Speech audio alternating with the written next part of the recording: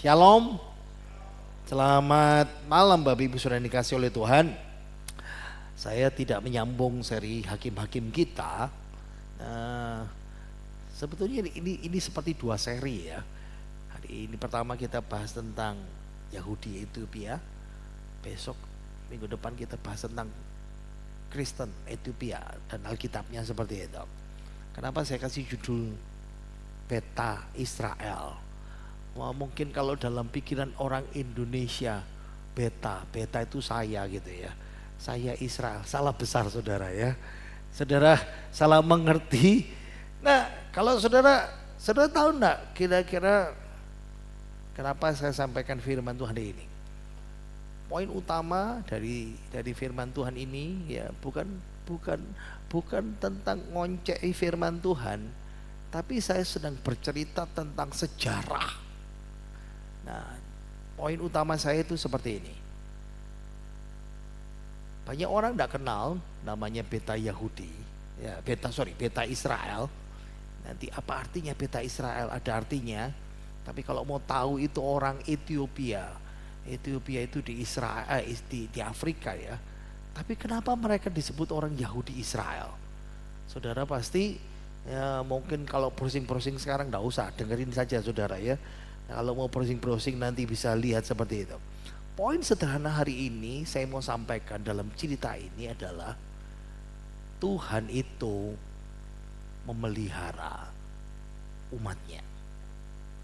Ya, itu penting sekali untuk Bapak Ibu, saudara dan saya bisa memahami bahwa Tuhan itu luar biasa karena kelompok ini kelompok kecil, minoritas, betul-betul minoritas, tapi luar biasa. Tuhan memelihara hampir 3.000 tahun. Sekali lagi saya bilang, Tuhan memelihara kelompok ini hampir 3.000 tahun dan mereka diselamatkan. Kalau saudara lihat perang-perang Israel, Palestina, Israel Hizbullah, saudara kan pasti melihat IDF. Apa IDF itu? Israel Defense Force. Jadi tentara pertahanan Israel. Kalau saudara mau lihat mukanya orang Israel itu ya lihat saja Perdana Menterinya ya, Benjamin Netanyahu, lalu Menteri Pertahanannya Katz itu ya. Kalau enggak ngerti gini aja lah, pada nonton Wonder Woman enggak? Nah, pemerannya Wonder Woman itu orang Israel. Siapa namanya? Hah? Gal Gadot, betul. Nah, itu mukanya itu muka orang Israel. Ya. Memang kebanyakan kalau sudah asimilasi dengan orang Eropa biasanya seperti itu. Tapi saudara kan cukup kaget karena ada orang Israel tapi kulitnya hitam. Ya. Nah, ini wanita Yahudi Ethiopia yang saya bilang beta Israel itu. Ini lagi berdoa di Yerusalem. Nah, kiblatnya ke Bukit Bait Allah. Ingat ya, kalau kiblat itu ya karena kita tinggal di daerah tempat Surabaya, Indonesia mayoritasnya saudara kita Muslim, tapi Muslim kan melakukan kiblat berapa? 700 tahun, tahun 700, berarti 1300 tahun yang lalu. Orang Israel sudah punya kiblat sudah lebih dari 3.000 tahun. Nah, itu sebabnya ini kira-kira tahun 2018, 2019. Nah, ini menjadi pertanyaan bagi kita ya. Kok bisa ada orang Yahudi tapi rasnya Afrika?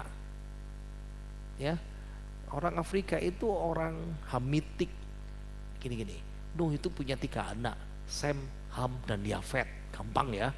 Sem, maka kenapa disebut bangsa Semitik? Nah, itu orang Israel kan kelompok Semitik, Sem. Nah, kalau Hamitik itu Mesir, Afrika itu hitam ya, seperti itu. Sebetulnya orang Kanaan itu orang Hamitik, itu sama persis seperti itu. Kalau Yafet itu orang Eropa. Nah, sekarang bagaimana mungkin kita sedikit membayangkan karena agama Yahudi itu umumnya ya orang Yahudi, jarang sekali.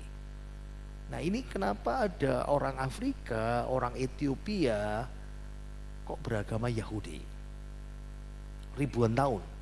Nah bagaimana mereka bisa jadi orang Israel? Ada 3 kemungkinan dalam sejarah.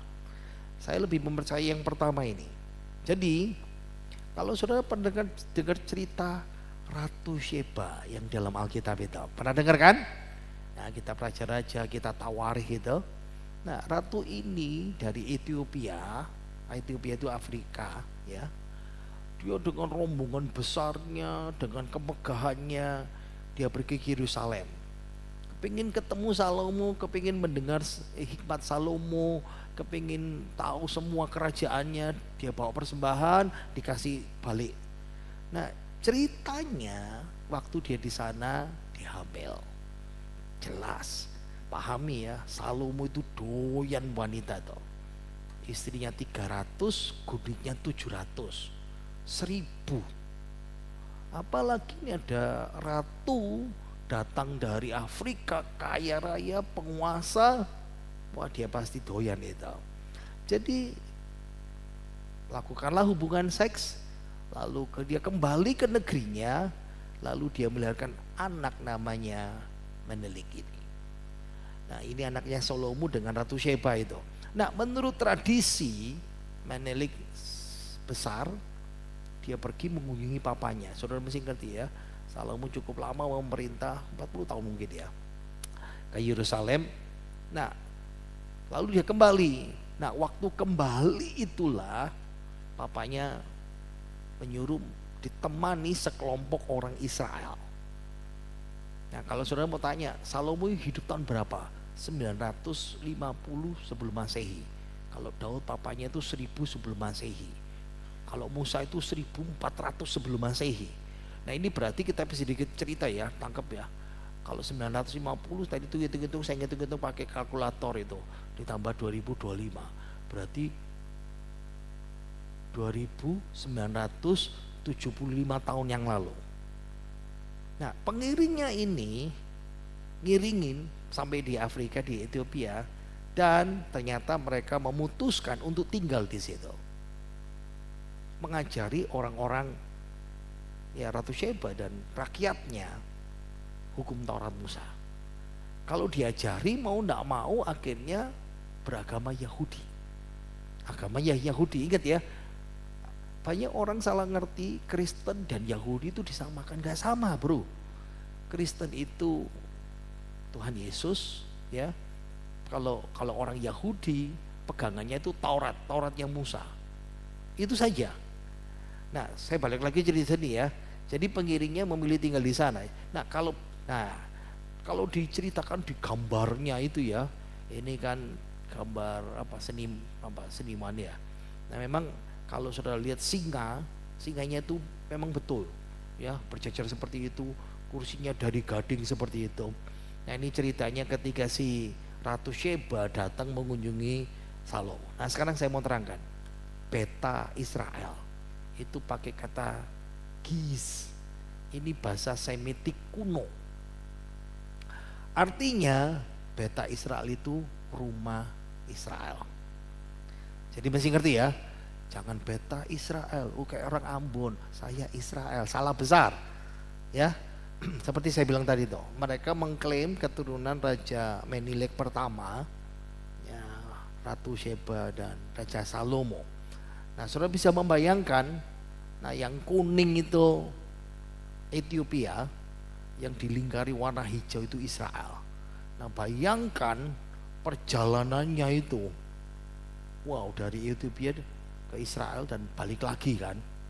Makanya ketika anaknya datang ke sana, Raja Salomo nggak tega. Nah yang sering kali terjadi, yang kita lihat Ratu Sheba itu muka-muka Eropa seperti ini. Nah salah besar, Ratu Sheba lebih mirip seperti ini. Jadi kita harus membayangkan ya, rasnya Hamitik gitu dari Afrika seperti itu. Berarti kalau sedikit membayangkan tahun 950 sebelum Masehi ya, ini cerita yang turun temurun yang mereka percayai seperti itu. Mereka jadi orang Yahudi, agamanya Yahudi. yang dipercaya Allah orang Yahudi. Ritualnya ritual agama Yahudi yang diajar dari pengpiring itu. Nah beberapa abad kemudian, nah ingat ya, 20 abad yang lalu kan zaman Tuhan Yesus. Tapi pada abad keempat tahun 400-500, nah di Ethiopia itu yang jadi mayoritas itu agama Kristen. Nah memang dalam sejarah diceritakan raja yang Kristen ini memaksa kelompok beta Israel ini harus jadi Kristen. Nah, kebanyakan lewat penganiayaan, ya. Tapi beberapa orang, sebagian besar tetap memilih, enggak, kami tetap orang Yahudi. Kami tetap sebagai orang Yahudi dan tetap beragama Yahudi. Nah memang sebagian akhirnya mau berubah jadi Kristen. Nah saya ceritanya gimana ada orang Kristen di sana, nanti saya cerita minggu depan, sambungannya seperti itu. Ya, tapi kadang-kadang pemimpin raja Kristen itu baik, lalu abad keberapa lagi ya cerita, 9 atau berapa, perang lagi, terusir lagi, sampai terakhir itu abad ke-19. Jadi berulang-ulang seperti itu, ya. Nah ada kemungkinan, kemungkinan yang kedua, beberapa orang dari komunitas tadi itu mengatakan bahwa kami ini keturunannya waktu Babel menyerang Israel pada zaman Nabi Yeremia, kami itu kelompok yang lari. Nah sudah lihat peta itu ya, itu ke daerah Tibes, itu orang daerah Mesir ya sekarang. Tapi mereka katakan beberapa lari sampai di Ethiopia. Nah lihat ya, nah ini seperti ini. Ada yang berkata kami dari suku Dan yang hilang, katanya begitu. Sejarawan tidak bisa menemukan karena buku-buku sejarah tentang mereka yang ada itu abad keempat disebutkan. Nah, karena mereka disebut yang ini tadi itu ya sebagai orang-orang yang beta Israel yang seperti itu. Tapi cerita tentang perangnya mereka itu kebanyakan abad 19. Abad ke-8 ke-9 pernah disebutkan istilahnya seperti itu. Nah, tapi di abad ke-19, abad ke-20, orang ini penganut agama Yahudi di Israel, di Ethiopia, orang sana menyebutnya falasa. Nah, falasa itu berarti orang asing atau pengasingan. Jadi orang Ethiopia memanggilnya kelompok beta Yahudi yang di Ethiopia ini disebut mereka falasa. Tapi sesudah mereka pindah, istilah falasa itu dianggap penghinaan seperti itu. Ya, oke, kita terus. Nah, gimana mereka mempraktekkan agama mereka? Jadi komunitas ini berkembang tapi juga mengisolasi, makanya kelompoknya minoritas terus. Dalam isolasi, nah ingat ya, kemungkinan dari tahun 950 sebelum Masehi sampai abad ke-19. Makanya kalau dilihat agama Yahudi mereka yang di sana di Afrika, beta Yahudi ini beda dengan agama Yahudinya orang Israel sekarang. Kenapa? Karena agama Yahudi itu mulai berubah. Nah, abad 1 dan 2. Abad ketiga mulai diajar dibukukan, lalu abad ke-6 lagi juga berubah. Ada namanya teks rabbinik ya. Ada namanya Mishnah, Talmud.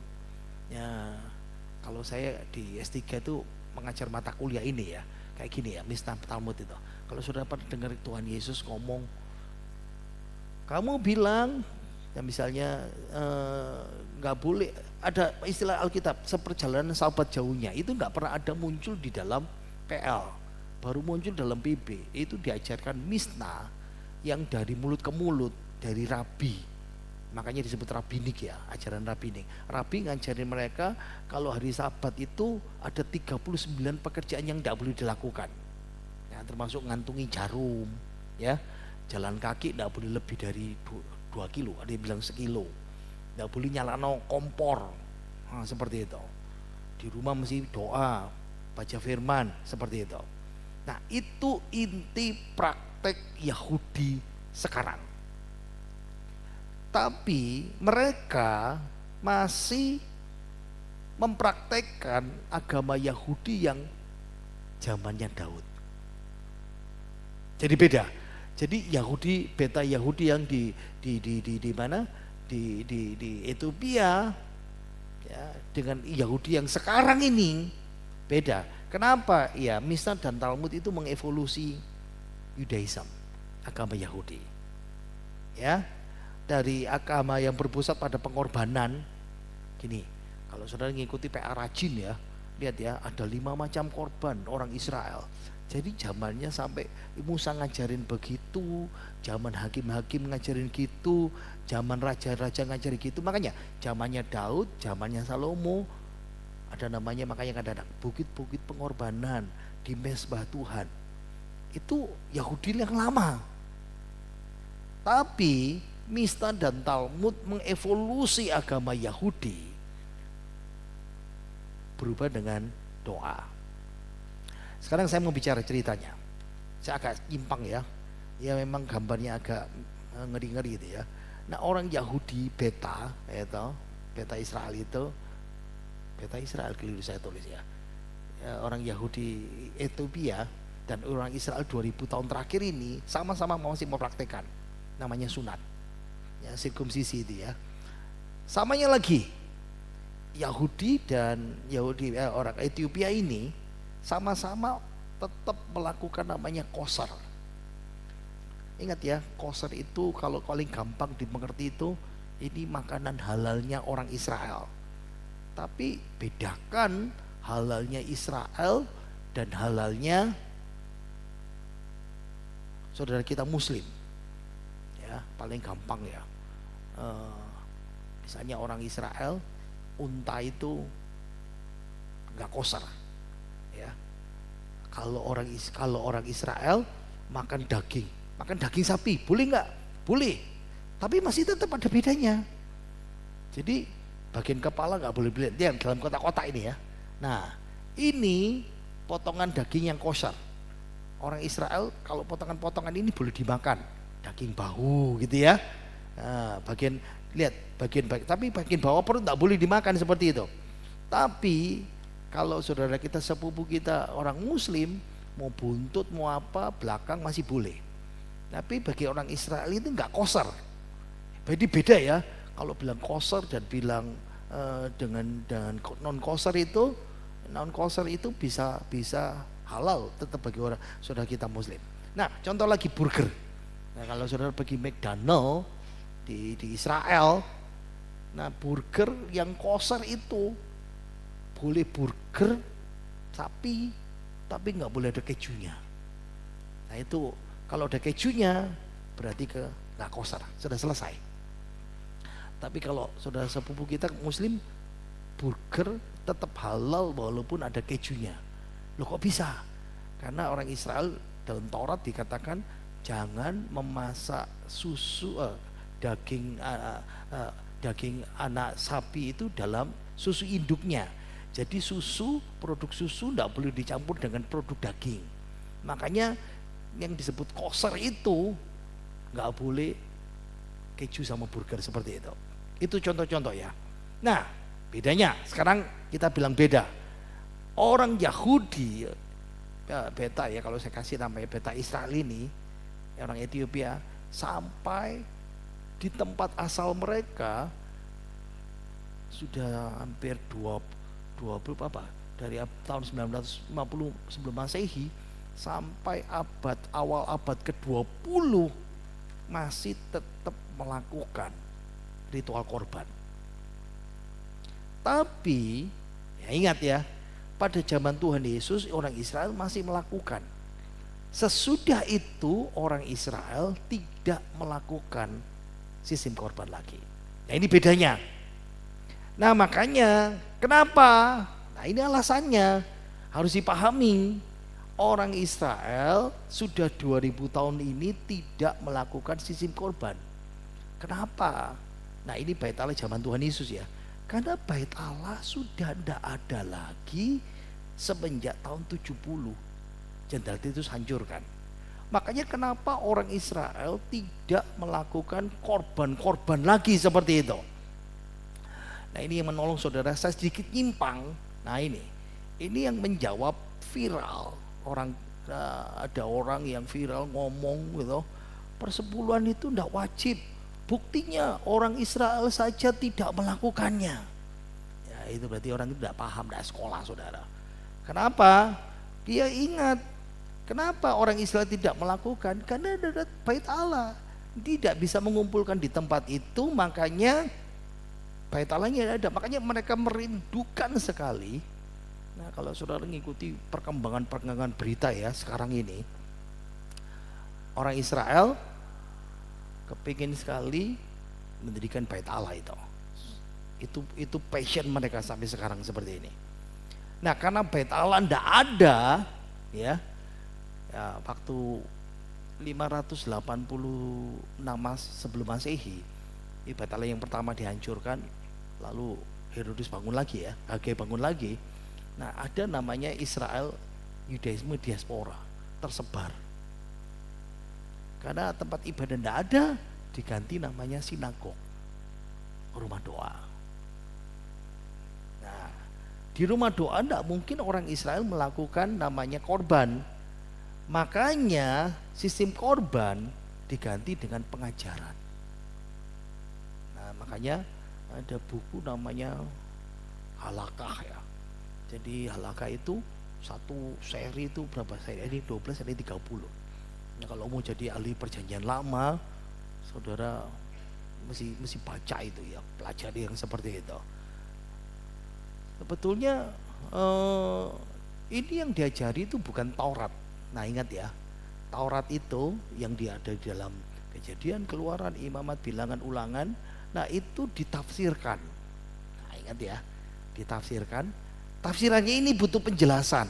Nah makanya ada namanya Mishnah dan Talmud. Itu dua bagian ini, itu namanya Mishnah dan Talmud. Jadi korban itu sekarang dipelajari, diganti dengan pengajaran yang seperti ini. Nah ritual agamanya ya, ritual-ritual di bait Allah diganti dengan aturan etika. Nah kalau imam kan ada bait Allah, makanya imam diganti sama namanya rabi.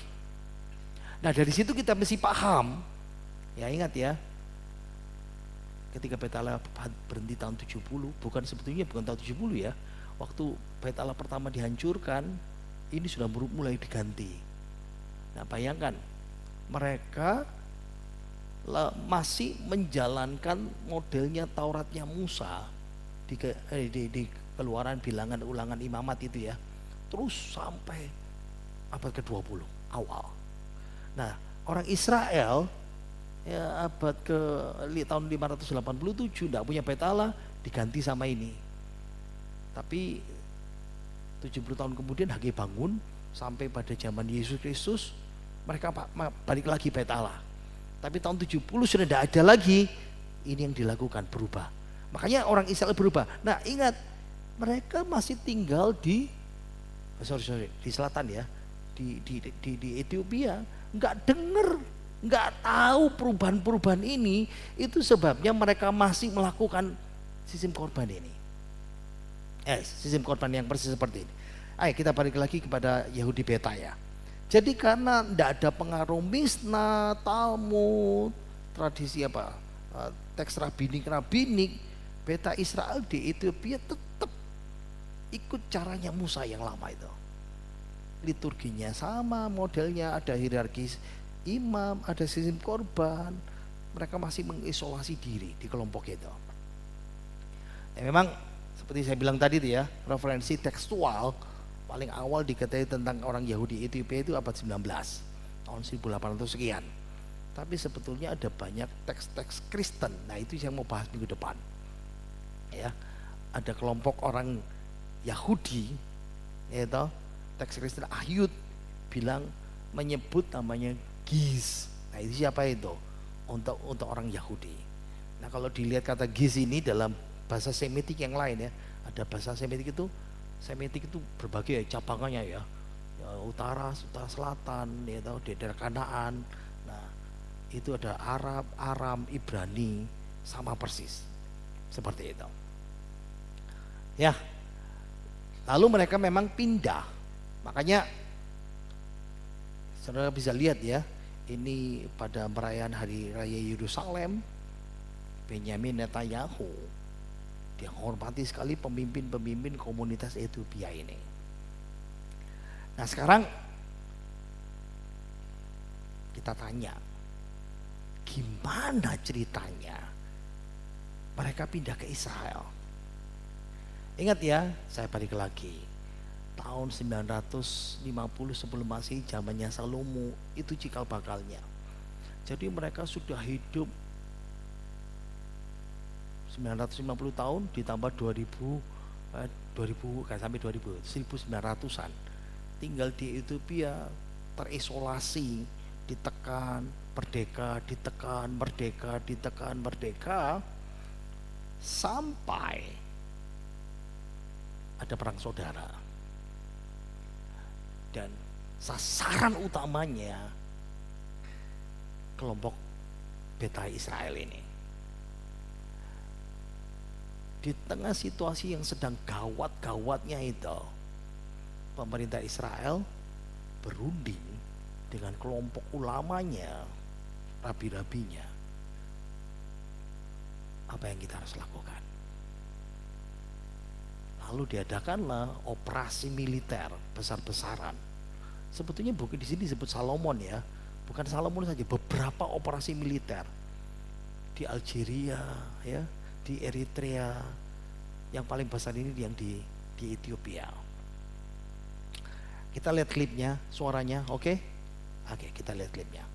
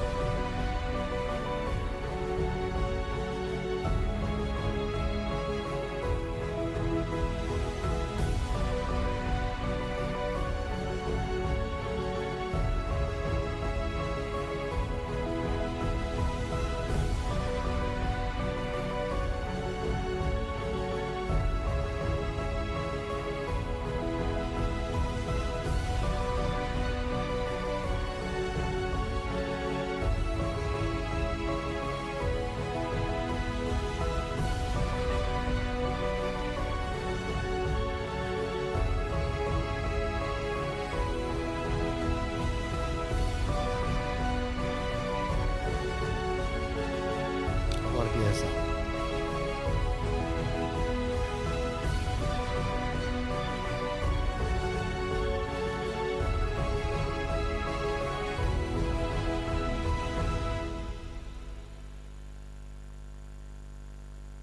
Bisa ngerti sekarang artinya Beta Israel,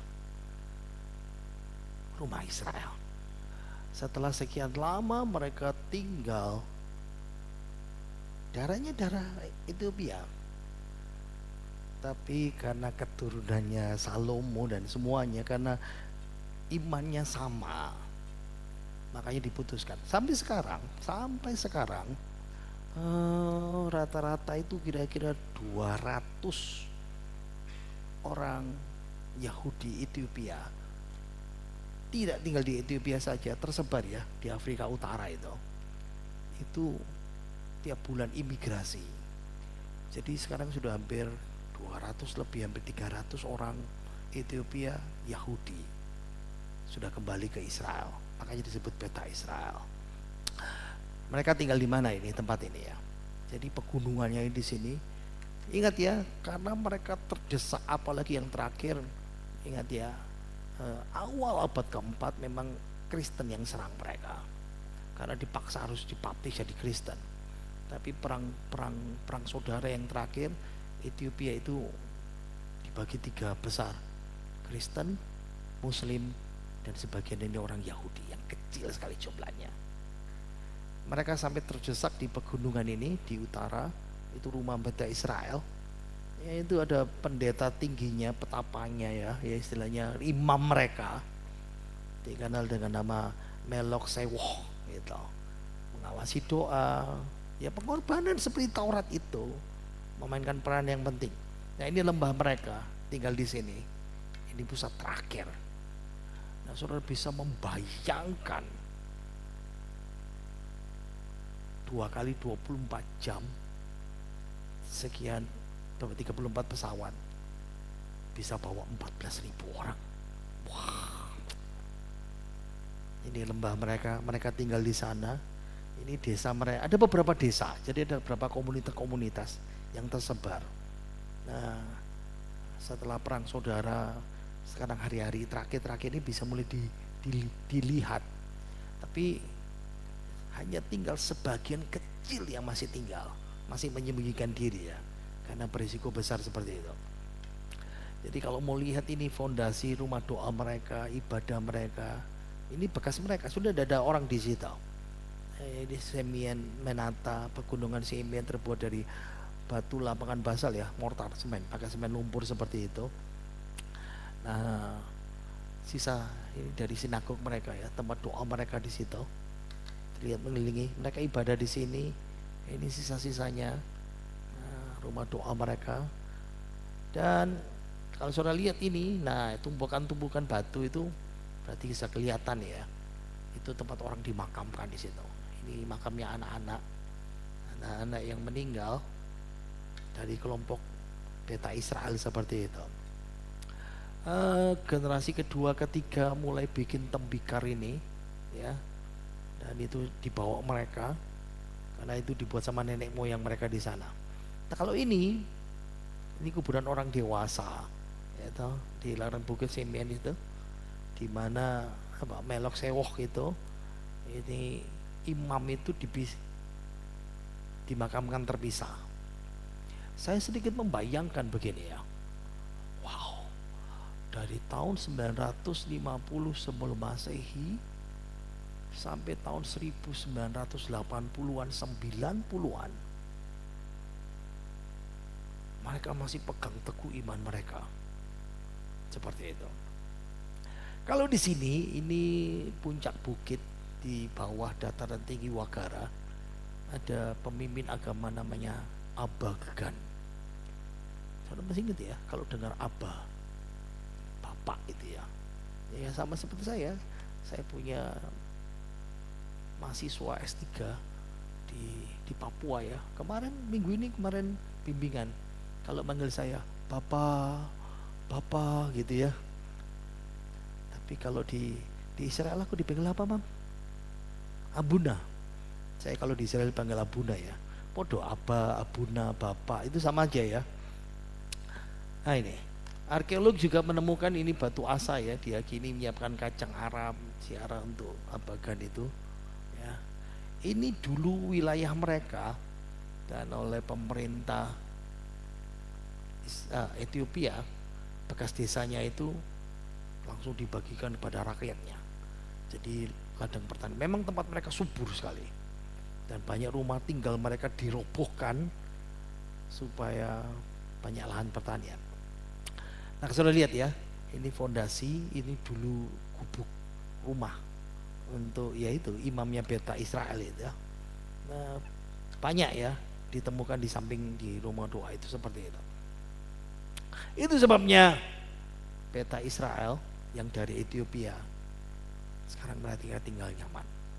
Berabad-abad dikejar, dibunuh, diusir, dihina, disebut falasa, orang asing, penghinaan. Sekarang diberkati di tanah perjanjian. Apa yang kita pelajari? Ini yang saya mau katakan. Yang pertama, ingat ya, belajar bertahan dalam penderitaan.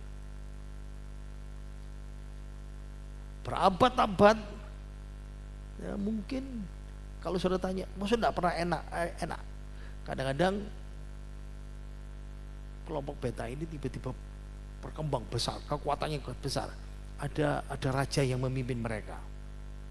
Tapi karena mereka minoritas, banyak menderitanya.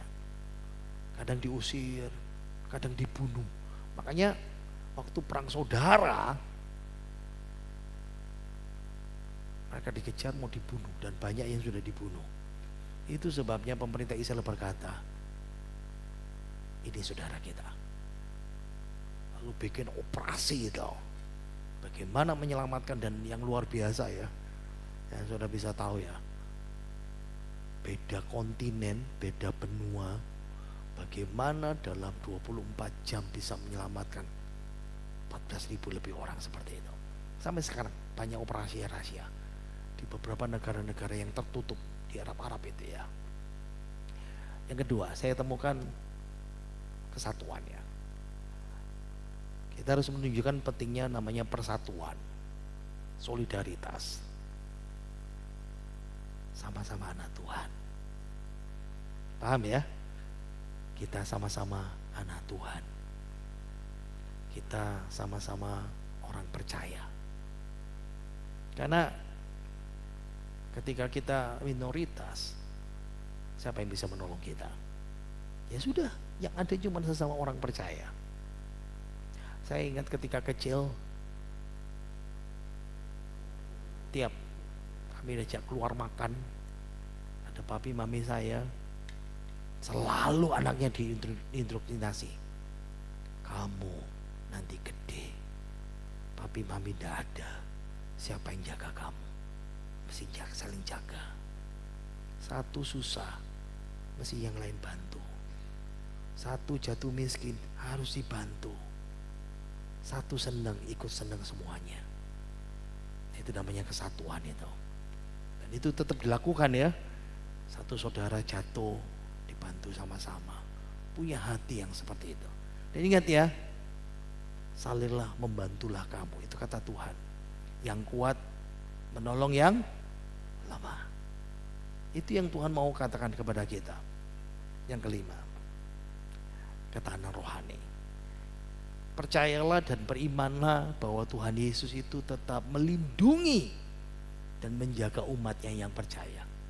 Saya sedikit membayangkan ya, who care, siapa sih peduli kelompok yang tersembunyi di atas gunung, yang sudah mau hampir di ujung tanduk, dikejar, mau dibinasakan. Saya jadi ingat satu ayat Alkitab di Mazmur, malaikat Tuhan berkemah di sekeliling orang-orang yang takut sama Tuhan. Amin. Tuhan juga menjaga hidup saudara dan saya.